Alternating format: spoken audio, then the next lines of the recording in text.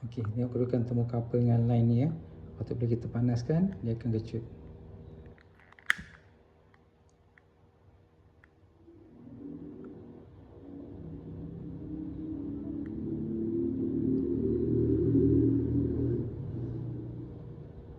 Ada perubahan kan? Masih sama.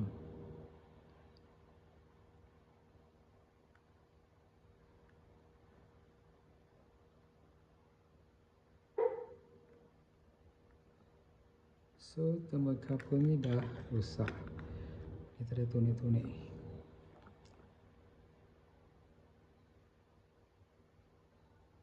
Dia punya valve ya, itu termocouple yang ni. Valve dia dah rosak. So, kita tukar valve saja. Masa termocouple dah test current ada tadi.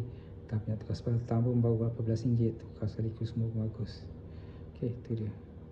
Done.